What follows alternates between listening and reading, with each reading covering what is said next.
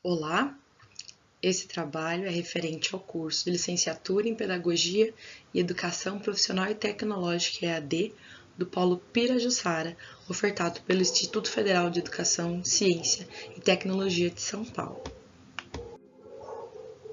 Essa produção é em atendimento à disciplina de Seminários Integradores e Estudos Curriculares 3 do primeiro semestre de 2024. Então, eu sou a Jéssica, muito prazer, eu tenho 34 anos, sou formada em Educação Física desde 2018, sou licenciada e atualmente sou professora efetiva em uma rede municipal. Sou professora de Educação Física em 3 escolas e tenho 13 turmas de crianças de 4 e 5 anos. Antes de fazer a disciplina, eu considerava a educação de jovens e adultos como sendo uma modalidade da educação que contemplava as diversidades mais relacionadas à idade, à experiência de vida, né? Através da disciplina e também com essa atividade, com as atividades que a gente tem feito, eu parei para pensar melhor quanto à inclusão de pessoas com deficiência e transtornos globais de desenvolvimento, que são situações que a gente pode lidar. Eu não tive contato direto ainda, mas são situações totalmente passíveis e plausíveis da gente lidar. E acho que essas disciplinas têm cooperado muito com a minha reflexão nesse sentido. Né? A educação de jovens e adultos não é uma modalidade que a educação física geralmente tem contato, né? Em algumas situações eu já tive, principalmente no estágio da educação física. Teve um ano que eu até dei aula de educação física para EJA, mas é mais nesse sentido, né? Geralmente na minha área a gente não tem tanto contato na educação física escolar. Então, acho que é muito positiva, né, esse contato, essa reflexão com a minha prática docente e como formação para mim como futura pedagoga. Para realizar o projeto de extensão, eu parti da minha ideia de regência sobre as festividades culturais brasileiras. Em virtude de estigmas que eu percebi nas escolas que eu já trabalhei, e eu imagino que seja um tema relevante para levar para a comunidade em geral. Então, a ideia principal seria criar encontros semanais aos sábados com a comunidade em algum espaço que seja possível. Então, pode ser uma escola, uma praça, às vezes algum espaço cedido, de repente até mesmo uma casa, né? E reunir pessoas que estejam dispostas a compartilhar suas experiências culturais, buscando gerar um entendimento mútuo e a prática de algumas dessas experiências.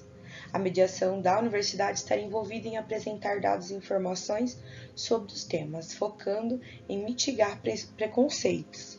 Então, a ideia é que nessas reuniões, nesses encontros, né, as pessoas contassem um pouco da história delas, um pouco das suas culturas, e a gente experimentasse um pouquinho de cada uma, encontrasse quais são as divergências, quais são os pontos que convergem, para quebrar um pouco essa coisa de preconceito, né? A gente entender melhor de onde que surge algumas coisas e como que elas foram mudando com o decorrer do tempo. Um exemplo, até pensando no meu plano de regência, seria trabalhar com as festividades juninas, né?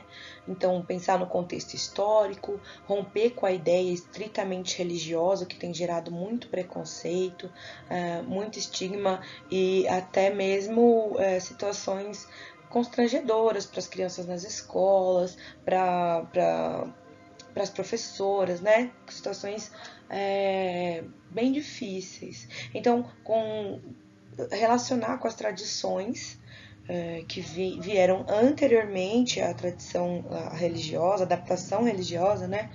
E como as tradições vão mudando com o passar do tempo.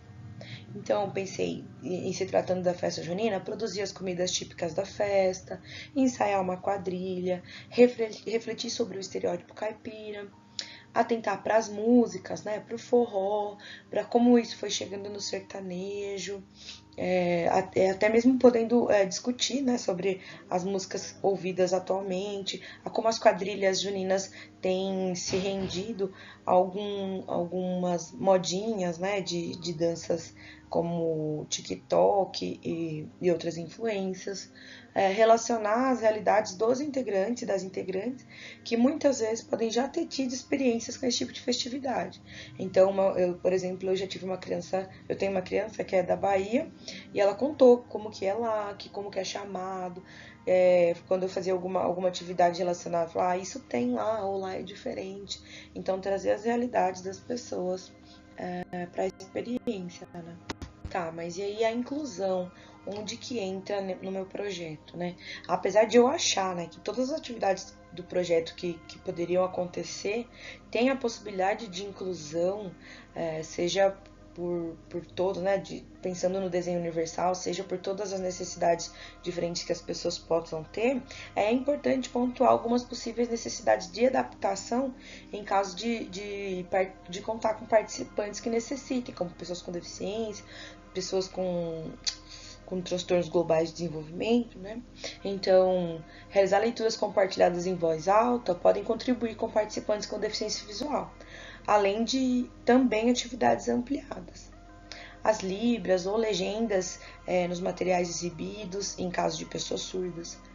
Em caso de pessoas com mobilidade reduzida ou alguma outra deficiência física, elas devem participar dentro das suas possibilidades, né?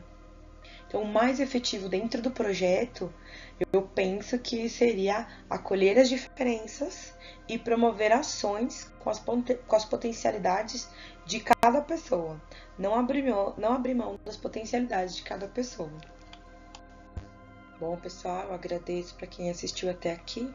Peço que, em caso de dúvida, vocês entrem em contato comigo nos contatos ao lado. Então, meu nome é Jéssica Rafael da Silva, o meu e-mail é j.rafael@aluno.ifisp.edu.br. Se tiver alguma dúvida ou alguma sugestão, por gentileza, me escreva. Obrigada!